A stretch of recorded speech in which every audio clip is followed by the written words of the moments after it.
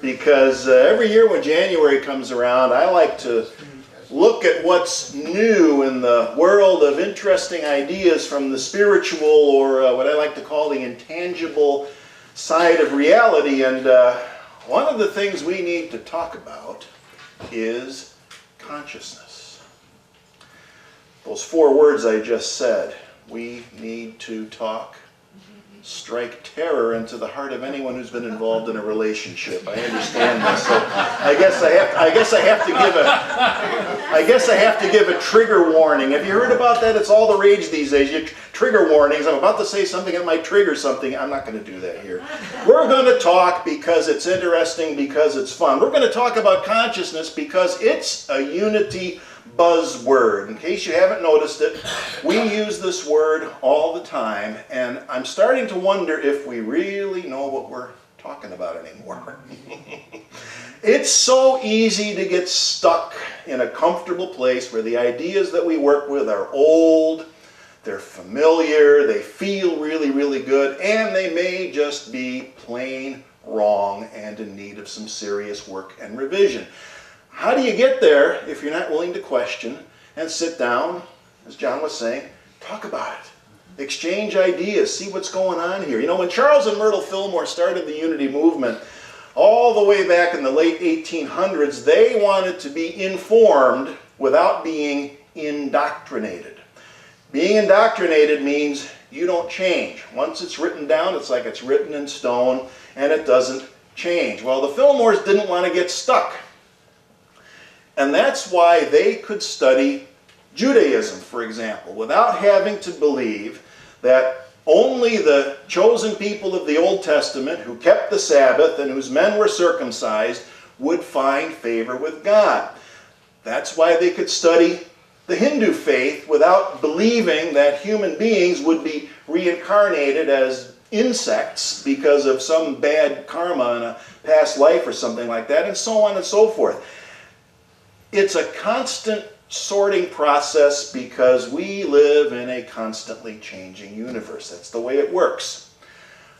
For example, there was a time when the story of creation in the book of Genesis was something that people took literally. Before we really knew anything about mathematics or astronomy or biology, the mythology of Genesis seemed like a reality, and if you look at it, you get a picture like this. If you look at the book of Genesis, that is what the entire universe basically looked like. A flat earth, sitting as a disk on the primeval ocean, and then there's this giant physical dome that stretches over the earth. The sun, the moon, and the other lights, they didn't know that they were stars or planets yet. The lights in the sky, the sun and the moon, were literally embedded up in this physical dome. And above that physical dome, you can see over here, you see the ocean of heaven there? The ocean of heaven above the dome, because there had to be an ocean above the dome of the sky, because how else did you explain rain back in those days? This, and then of course above that is the heaven of heaven, and that's where the gods literally resided. It was a physical place where the gods lived. And I use the word gods deliberately because if you read Genesis very carefully, and some of the Psalms as well, there is a reference to multiple gods. Very interesting, very interesting. And these people weren't stupid. But this was the best they could do with what was available to them at the time. The only reason that this no longer represents physical reality for us is because we discovered a greater truth, because we were curious.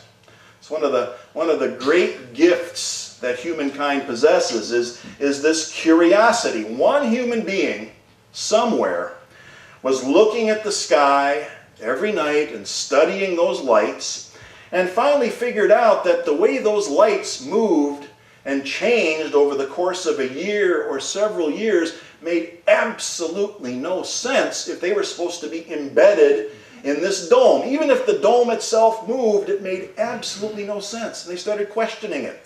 And then that person told another human being. And that person started watching, and it went from one person to the next, almost like a virus. They started watching, they started observing, they started testing. It's curiosity, contemplation, and observation that increases our knowledge and understanding. It's just, it sounds simple, but that's how this great change took place.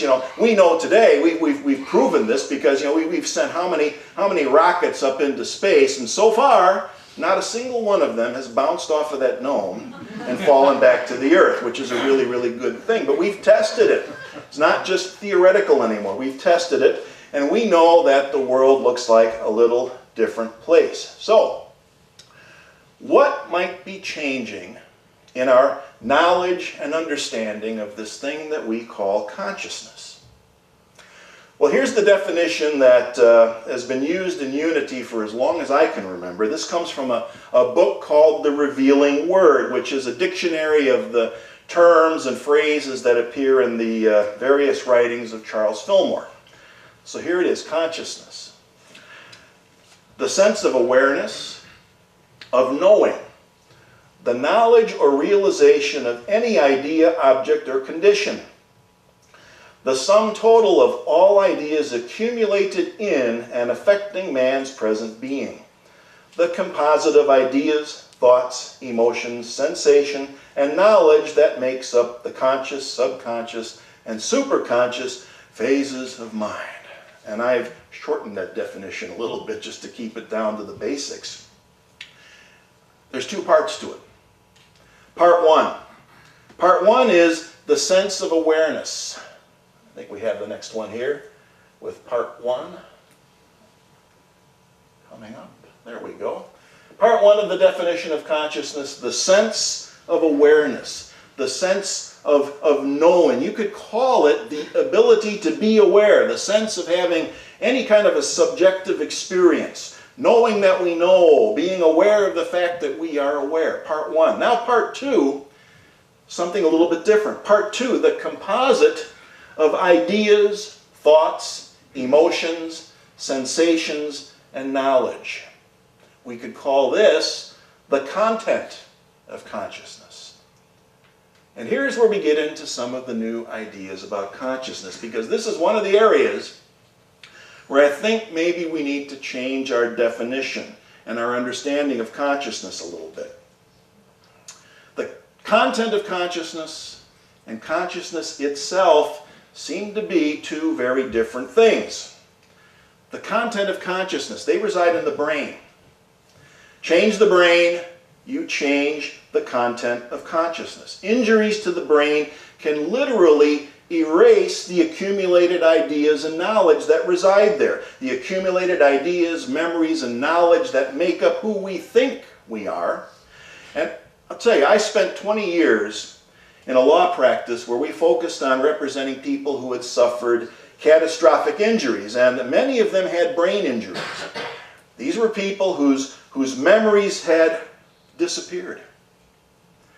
People who could no longer recognize members of their own family, and people whose families no longer knew them because their personality had changed so radically and profoundly.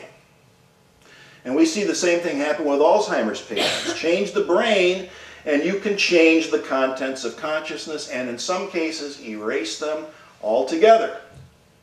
And yet, every single one of those people that I encountered with brain injuries, every single person with Alzheimer's, or whatever it is that caused the problem in the physical brain, every one of them is still conscious or capable, still has consciousness. Think about that for a minute. They still have consciousness in the sense that they're aware. They know that they know. They know that they are, even though they may not be able to recognize their own face in a mirror, they know that they are. They'll say, that's me. In fact, there are cases out there involving people who are under general anesthesia. People who we would say are not conscious or not exhibiting consciousness, who nonetheless maintain complete awareness of what's happening during the surgery, which is a terrible thought. But it just shows us, that consciousness has nothing to do with whether we seem to be awake or not. Our Part 1 definition of consciousness as awareness and knowing doesn't seem to be tied to any particular physical structure or state. There's no spot in the brain so far, and they've been working on this for a while, there's no one spot in the brain where they can say, there it is, that's consciousness. Our external behavior is not a reliable indicator of whether a being is conscious or possessing consciousness or not. Even if it looks like we're sleeping or in a coma, you can't automatically rule out consciousness. Consciousness is the great equalizer. It's something that we all seem to have in common regardless of our physical experience, regardless of our emotional state. It doesn't matter how well our brain functions. It doesn't matter how smart we are. It doesn't matter how much we remember. We share consciousness. And this is important and useful. I mean, things like brain function, knowledge, memories, that's all important and useful, but consciousness transcends them all. It adds a bit more depth of meaning to our concept of oneness when we look at it that way. That's a tough sell. That's a tough sell in our culture, right? Because our culture seems to value only that which is productive, pretty, functional, things that can be measured as having value and things like that, valuing things that are powerful and those kind of things. Consciousness takes us back to the very foundation of this thing that we call oneness. Everything else can be different, but consciousness is the foundation. Everything else can change, consciousness can endure. There's a quote by the astrophysicist Neil deGrasse Tyson that I really like. This one here. He says, "We are all connected to each other biologically, to the earth chemically, to the rest of the universe atomically." And it seems like we need to add another line to this. Something like, consciousness ties it all together. That seems to be where we're heading. Now again, I want to say that this doesn't mean that content, part 2 of our definition, I'm not saying that content isn't important. Because even though the content of our consciousness can be different for each of us and can be altered or eliminated by brain injury or disease, the content is what drives our behavior most of the time. The content is what causes our problems and sometimes what solves our problems. Which is why I think we need to separate content from consciousness itself. Consciousness is the spotlight that we shine on the world around us so that we can see and perceive. Consciousness is like this great big vacuum cleaner nozzle, right? And we can put it out there and we can suck up all sorts of images and ideas and we store them away in what we call the mind. And that's why consciousness is so important and why it's foundational. We need to be careful where we point that spotlight. We need to be careful about what we are vacuuming in and sucking into the mind and storing away later, understanding that it's going to drive our behavior. Now scientists, they've been studying consciousness seriously for only about 20 years. It's interesting because that's a relative eye blink in terms of the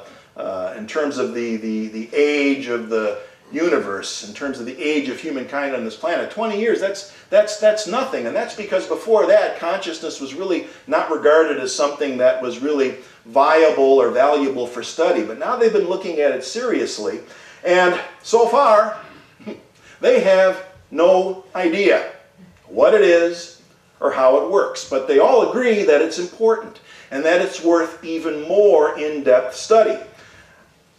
Nobody can explain how it is that when you put together the physical biological components that make up a human being, you get this thing called consciousness. There's nothing about them that would suggest that this is what you get in the end. Awareness, subjectivity, knowing. And this is something that they call the hard problem of consciousness. It's hard because it's difficult, not easy. The hard problem. It comes from this guy here, David Chalmers. He's one of the major players in consciousness studies. It's a hard problem, lots of interesting ideas, no consensus. Non-scientists are in the same boat. Philosophers, spiritual teachers, and the like have no consensus yet, and anyone who says that they definitely have the answer are engaging in speculation at this point, and maybe even a degree of delusion. The answer could come, but it's not even close yet. It's fascinating. Something so important, so fundamental, and we're just getting around to it. One of the ideas out there says that the human intellect in its current form will never be able to explain it. That's one idea. Others say that consciousness is a fundamental feature in the structure of the universe, much like the idea of space-time. Others say that consciousness is a feature of any sufficiently complex system that can process information. Lots of ideas.